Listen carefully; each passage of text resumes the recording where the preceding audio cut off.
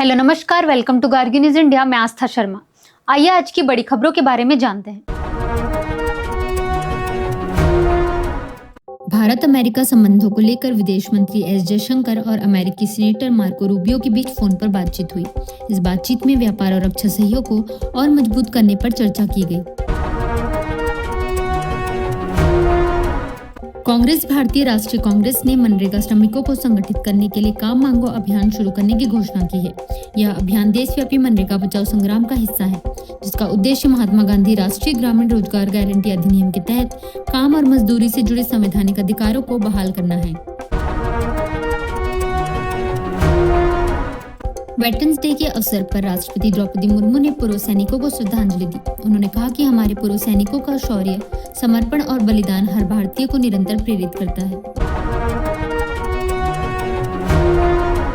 प्रधानमंत्री नरेंद्र मोदी ने मकर संक्रांति, माघ बिहू और पोंगल के अवसर पर देशवासियों को शुभकामनाएं दी। उन्होंने पोंगल को तमिल परंपराओं की समृद्धि का उज्जवल प्रतीक बताते हुए सभी को हार्दिक पोंगल की बधाई दी।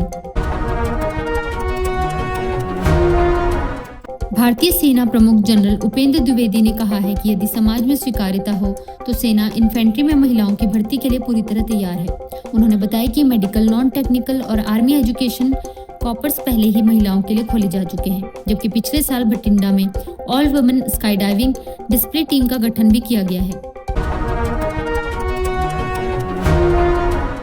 कांग्रेस नेता दिग्विजय सिंह ने राज्यसभा सीट छोड़ने और तीसरी बार कार्यकाल न लेने का फैसला किया है।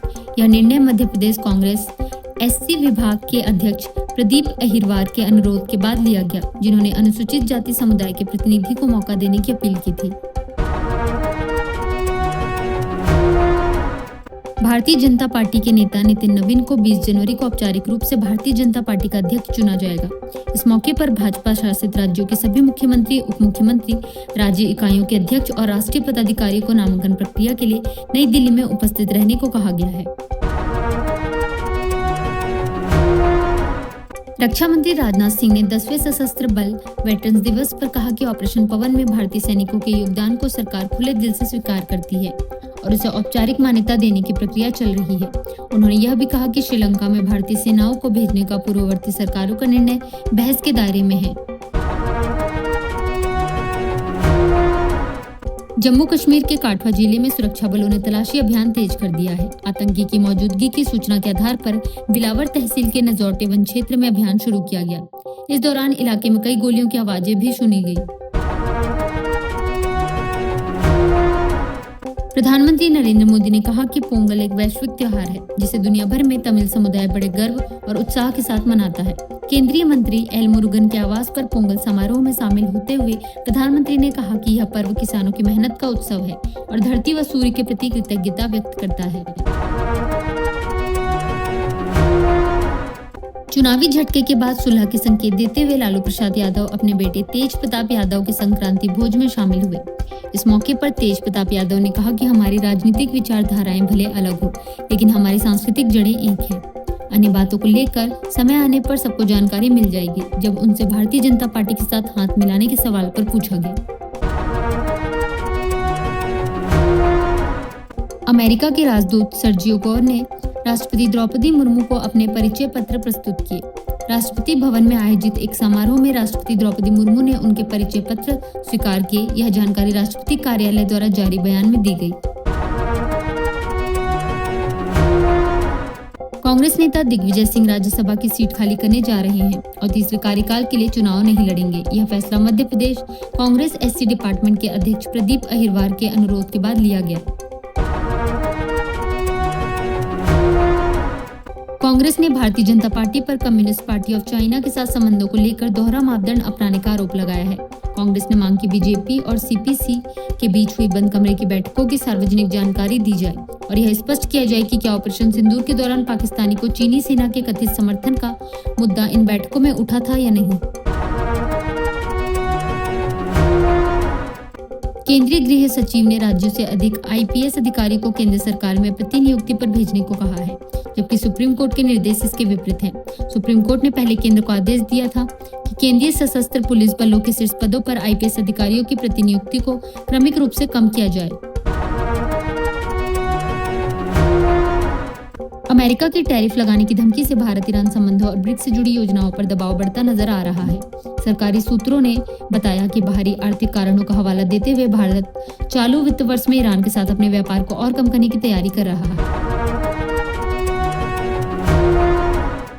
सेना प्रमुख जनरल उपेंद्र द्विवेदी ने कहा कि ऑपरेशन सिंदूर जारी है और किसी भी तरह की दुस्साहसिक कार्रवाई का सख्ती से जवाब दिया जाएगा। उन्होंने कहा कि ऑपरेशन सिंदूर स्पष्ट राजनीतिक निर्देशों के तहत तीनों सेनाओं थल, जल और वायु के बेहतरीन तालमेल का उदाहरण है, जिससे कार्रवाई या प्रतिक्रिया के लिए पूर्ण स्वतंत्रता दी गई थी।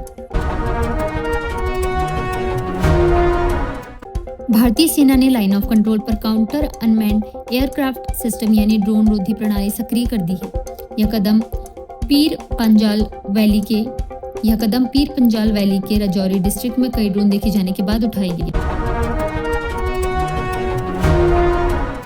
चीनी कम्युनिस्ट पार्टी के प्रतिनिधिमंडल ने राष्ट्रीय स्वयंसेवक संघ के महासचिव दत्तात्रेय हॉसबेल से मुलाकात की। यह बैठक एक दिन पहले सीपीसी प्रतिनिधिमंडल की भारतीय जनता पार्टी के वरिष्ठ नेतृत्व से हुई मुलाकात के बाद हुई, जिसमें दोनों संगठनों के बीच अंतर पार्टी संवाद को आगे बढ़ाने के तरीके पर विस्तार से चर्चा की गई।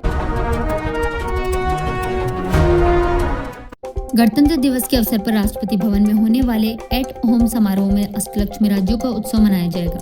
राष्ट्रपति भवन में आयोजित इस स्वागत समारोह में पूर्वोत्तर क्षेत्र की समृद्ध संस्कृति, हस्तशिल्प और विरासत को प्रदर्शित किया जाएगा। भारतीय जनता पार्टी ने कहा है कि उसने चीनी कम्युनिस्ट पार्टी के प्रतिनिधिमंडल से खुले तौर पर मुलाकात की है। इस दौरान भारत चीन संबंधों में स्थिति में सुधार का संकेत दिया गया है। अमेरिका के राष्ट्रपति डोनाल्ड ट्रंप ने चेतावनी दी है कि यदि ईरान में प्रदर्शनकारियों को फांसी दी जाती है तो अमेरिका बहुत बड़ी कार्रवाई करेगा। ट्रंप ने इससे पहले ईरान में प्रदर्शन कर रहे लोगों से कहा था कि मदद रास्ते में है। वहीं बाद में एक साक्षात्कार में उन्होंने कहा कि यदि ईरान ने प्रदर्शनकारियों को फांसी देना शुरू किया तो यूनाइटेड स्टेट्स हस्तक्षेप करेगा।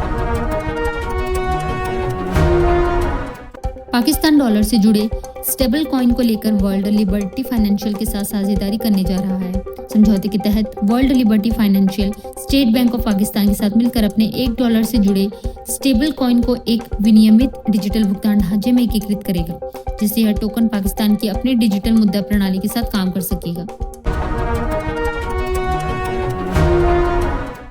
बढ़ते निर्यात के बीच चाइना का व्यापार अधिशेष रिकॉर्ड $1.2 ट्रिलियन पर पहुंच गया है। अर्थशास्त्रियों का कहना है कि व्यापारिक तनाव और भू राजनीतिक चुनौतियों के बावजूद इस साल भी निर्यात चीन की अर्थव्यवस्था को सहारा देता रहेगा। अमेरिका के सुप्रीम कोर्ट में रूढ़िवादी न्यायाधीश ट्रांसजेंडर खिलाड़ियों पर खेल प्रतिबंध लगाने वाले कानूनों को अनुमति देने के पक्ष में झुकते नजर आ रहे हैं। यह बहस वेस्ट वर्जीनिया और इडाहो में पारित कानूनों से जुड़ी है, जबकि पूर्व राष्ट्रपति डोनाल्ड ट्रंप ने ट्रांसजेंडर एथलीटों पर सख्ती के मामले में राज्यों को समर्थन किया है।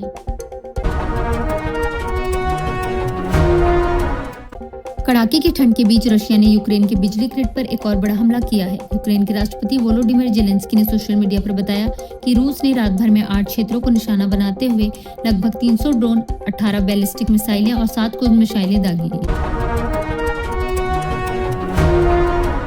पश्चिम बंगाल के नेता शुवेंदु अधिकारी ने मुख्यमंत्री ममता बनर्जी को कोयला घोटाले के आरोपों को लेकर कानूनी कार्रवाई की चेतावनी दी है। अधिकारी ने कहा कि मुख्यमंत्री के आचरण से यह स्पष्ट है कि उनके खिलाफ कोयला घोटाले में शामिल होने के आरोप पूरी तरह काल्पनिक है और यह उनके अस्वस्थ मानसिकता का परिणाम है। सुप्रीम कोर्ट 15 जनवरी को एनफोर्समेंट डायरेक्टोरेट की उस याचिका पर सुनवाई करेगा जिसमें पश्चिम बंगाल के मुख्यमंत्री द्वारा इंडियन पॉलिटिकल एक्शन कमेटी पर छात्रों में बाधा डालने की जांच की मांग की गई है। भारतीय जनता पार्टी ने कांग्रेस नेता राहुल गांधी पर तीखा हमला करते हुए उन्हें भारतीय राजनीति में अलगाववाद का पाठ्यपुस्तक उदाहरण बताया है। यह प्रतिक्रिया राहुल गांधी द्वारा एक दिन पहले लगाए गए उस आरोप के बाद आई है, जिसमें उन्होंने कहा था कि केंद्र सरकार ने अभिनेता से राजनेता विजय की फिल्म जन नगन को रोकने की कोशिश की है। भारत सरकार ने ईरान की यात्रा से बचने की नई सलाह जारी की है। ईरान में स्थित इंडियन एम्बेसी इन ईरान ने कहा कि जो भारतीय नागरिक वर्तमान में ईरान में हैं, जिनमें छात्र, तीर्थयात्री, कारोबारी और पर्यटक शामिल हैं, उन्हें वाणिज्यिक उड़ानों सहित उपलब्ध परिवहन साधनों के जरिए जल्द से जल्द ईरान छोड़ने की सलाह दी जाती है। ये थी आज की बड़ी खबरें। ऐसे ही इंपॉर्टेंट अपडेट्स के लिए फॉलो करें गार्गी न्यूज इंडिया को। धन्यवाद।